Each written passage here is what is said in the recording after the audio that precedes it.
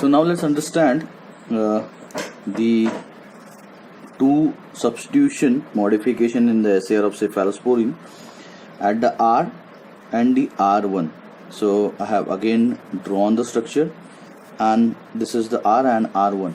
Now starts with the C3 modification.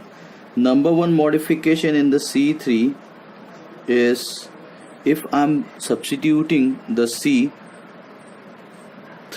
with by putting over here the hydrogen chloro methoxy group or a CH2 OCH3 group, it will be making the molecule acid stable. So by replacing the R with hydrogen chlorine or methoxy group and CH2 or CH3 group, it's making the acid stable, but it's causes one of the problem of reducing down the T half. Okay, the T half of the molecule is going reduced down if you are putting all this molecule. Second modification is by making it as a alkyl ester. So by putting the different alkyl group over here, making it alkyl ester, we can make the molecule activity will be same activity like cephalosporins. So whatever the original cephalosporins are there, it will bear the similar activity, but and also it increases the PBP, that is penicillin binding protein affinity. So affinity for the penicillin binding protein is increased if you are putting the alkyl group over here in place of the R. Third modification, by introducing a benzoyl ester group over here like COOCOH6H5. if I am introducing this group over here, what it is doing, it is increasing the gram positive activity and reducing down the gram negative activity. So gram negative activity will go down and gram positive activity will increase if I am putting a benzoyl ester over here. Number 4 modification, if I am introducing a carbamoyl group like CH2O C double bond O NH2. This is the 3 carbamoyl group. So if I am introducing a 3 carbamoyl group over there, it is making the molecule metabolically and acid unstable, and by increasing its spectrum of activity, but definitely it is making in the molecule metabolically unstable, so it can undergo the degradation process, and it is also acid unstable, so it is also reducing down the T half of the molecule. That is the 4th modification. Then comes the 5th one, by introducing some of the nitrogen containing nucleophile. So nitrogen containing nucleophiles can be introduced over here. So nitrogen containing nucleophiles like the pyridine. So if I am introducing the pyridine nucleus, some of like cephaloridine, if you can remember the example, cephaloridine. So by producing this molecule, it is making the molecule metabolically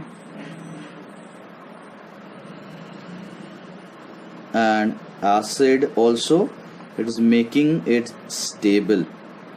So it is advantageous for the activity, but it has one of the problem, that is it is reducing down the oral absorption.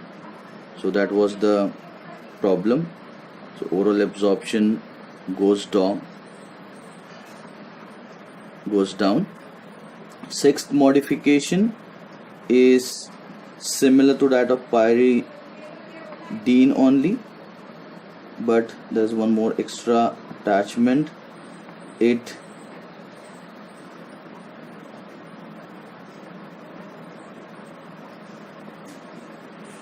increasing, what it's doing, if I am removing the whole acetyl oxide group with this group, it is increasing the gram negative activity. So as you can remember, for the second generation molecule, by doing the modification, we need to increase the gram negative activity of the molecule, so that those will be active against the gram negative part. Next modification is by putting the groups like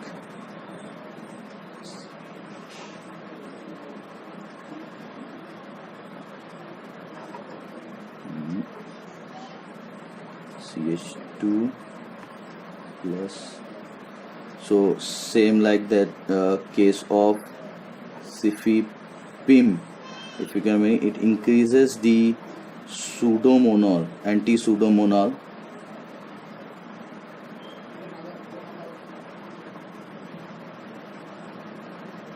activity of the compound.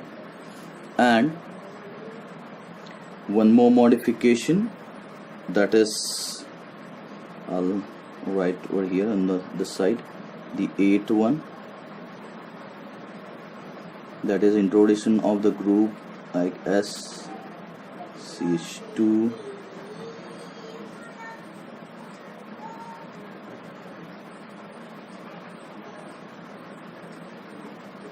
so if I'm introducing a thiazole over there, it is increasing the hydrolysis tolerance will be increased. So when it is undergoing hydrolysis, it will make a molecule much more stable for the hydrolysis, and the T half is also increasing if I am putting the molecule. One of the example is cephalosporin. So if you can remember the cephalosporin, this is the nucleus present over there, and which is making the molecule better than the previous one. Now this is regarding all the modification or the substitution at the R. Now let's see related to R1. Number one modification over here is the SO3H group, like the sulfonic acid. If I am putting sulfonic acid, it is increasing the anti-pseudomonal activity. So anti-pseudomonal activity is increasing because of the presence of SO3H. Example specifically cephalosporin, that is the name of the drug. Second modification, if I am introducing a group like over here in the side chain, by removing the side chain completely, I am just putting OH, NH2 or OCHO.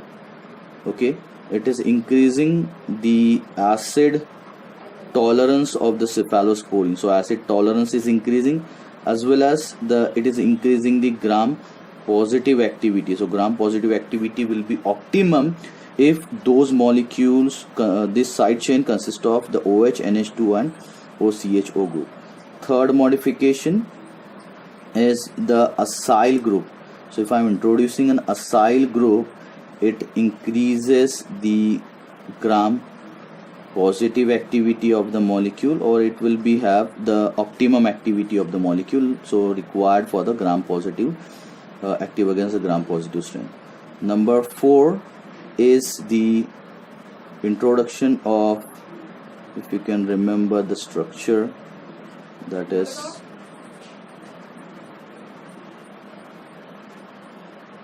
you can remember the structure, this is amino